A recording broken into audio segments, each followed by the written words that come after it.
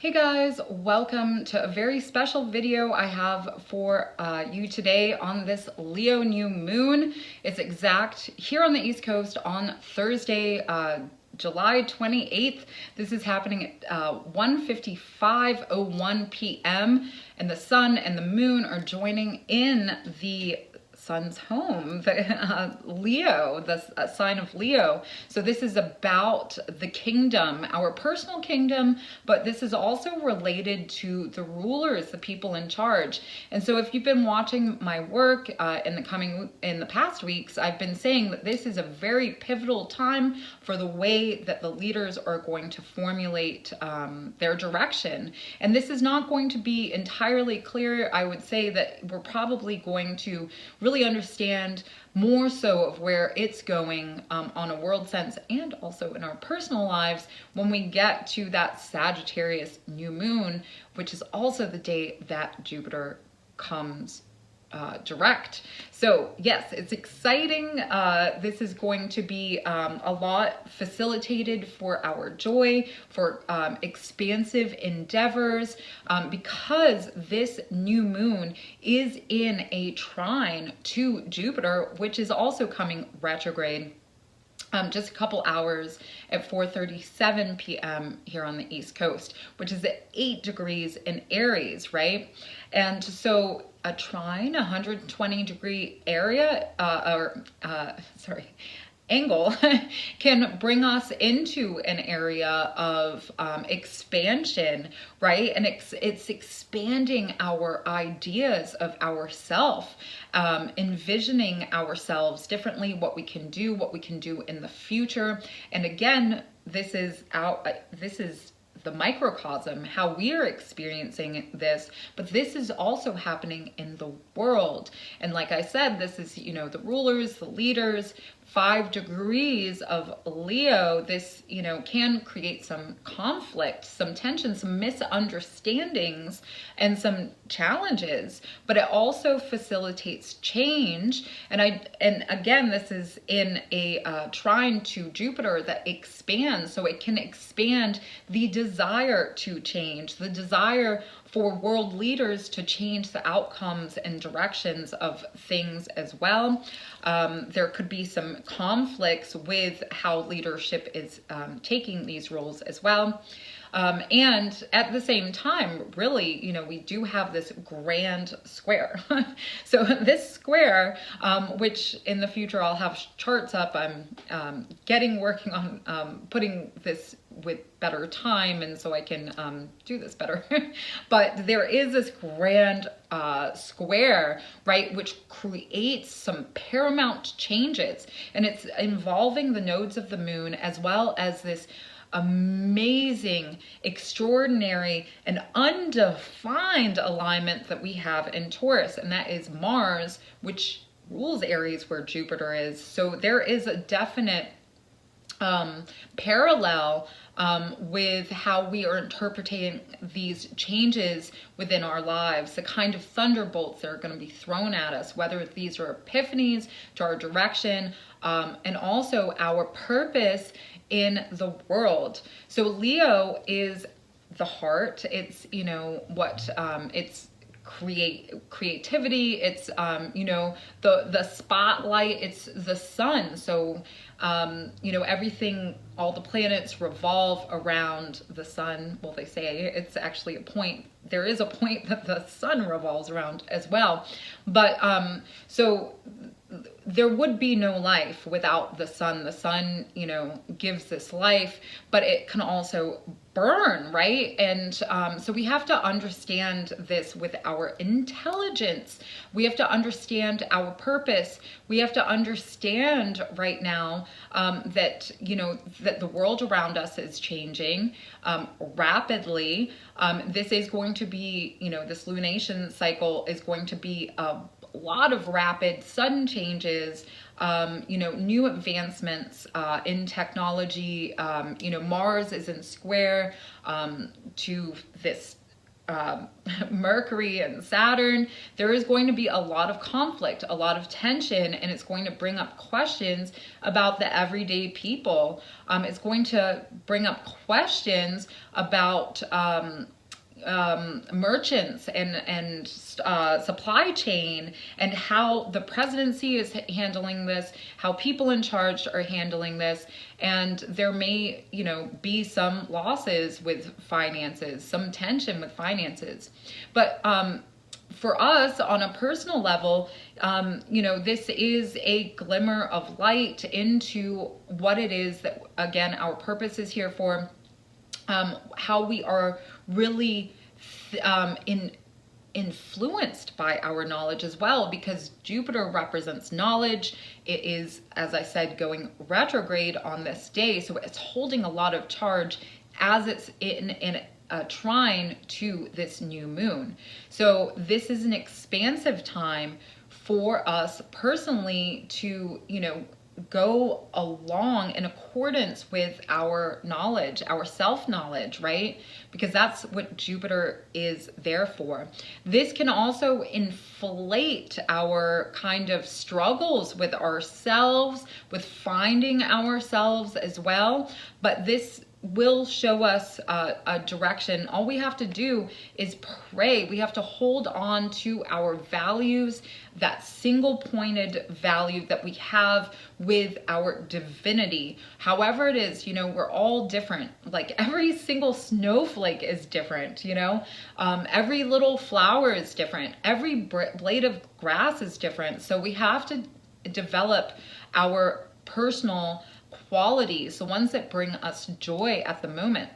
And when we look at the nakshatra of this 5-degree Leo, it's an Aslesha nakshatra, which is the 27 stories of the moon. It's Vedic astrology. I'm just going to touch on this a bit. This is in the constellation of Hydra, which is the serpents as well. It's the biggest constellation. It holds 88 stars, and this is about embracing, right? It's represented by Naga, the dragon, the serpent, and this is one of immense power.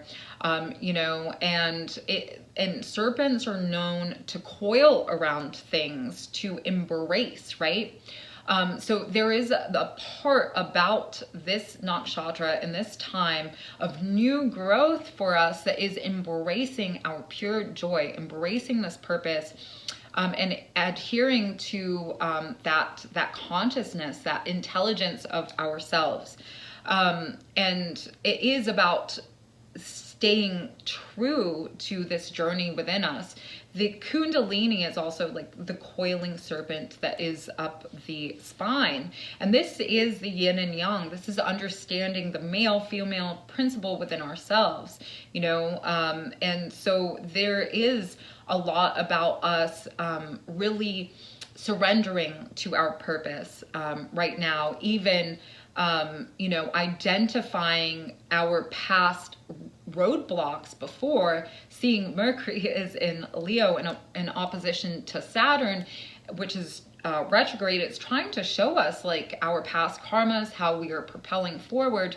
And when you think about this coiling too, as it relates in energetics with light sources, and with martial arts, is like, this is how the power is fused to pinpoint it within a direction, to give it optimum strength. So with this nakshatra, with this time,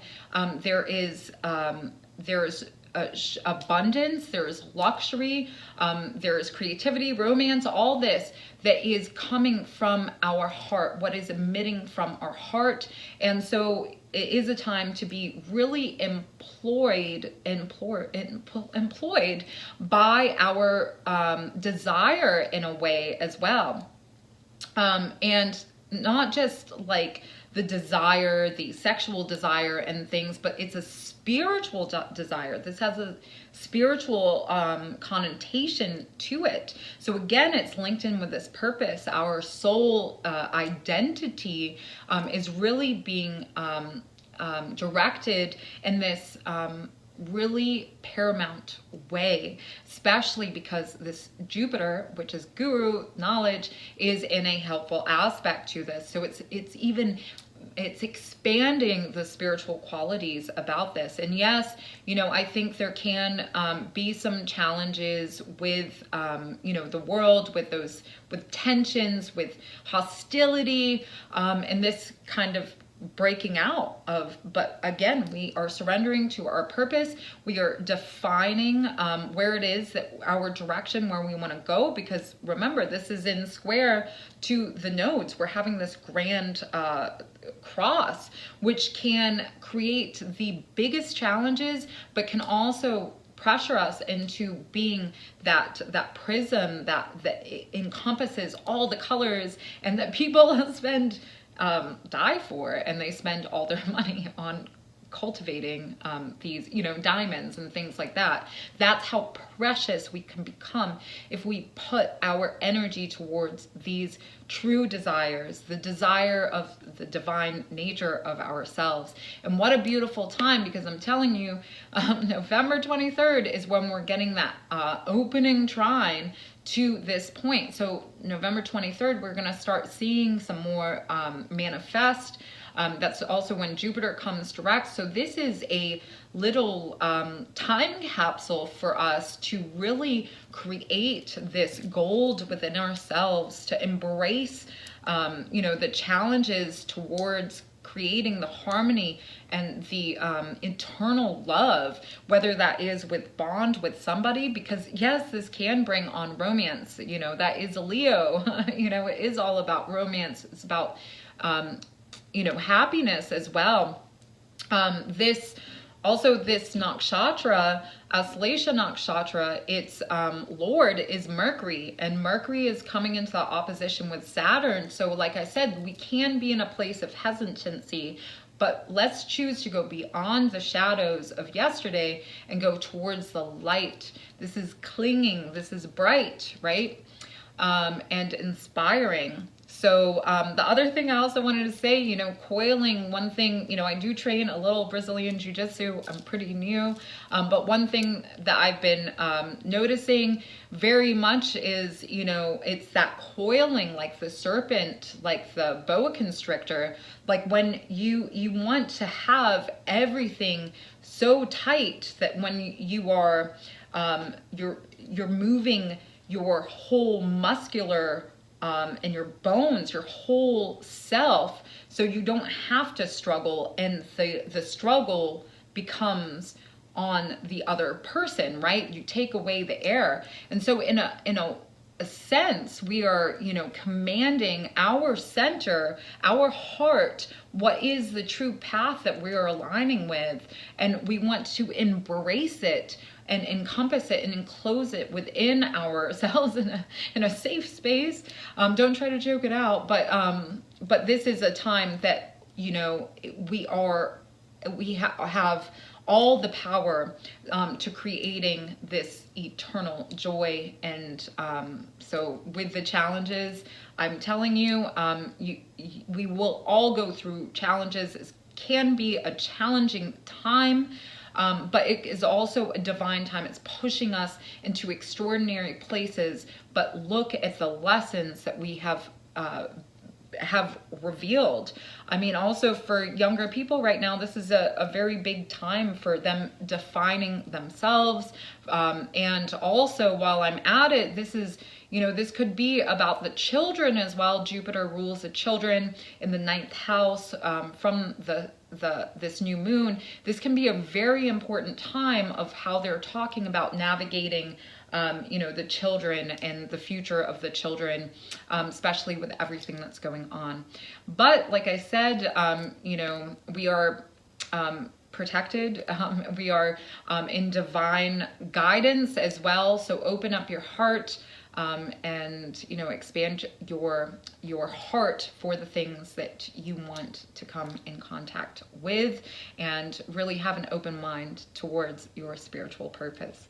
Well, thank you so much for joining me today. I hope you have a wonderful new moon. It's a time to plant new seeds that we will be more so harvesting as we go into the winter months. You know, this is a big time. There's so much energy, and I have a lot more on the way.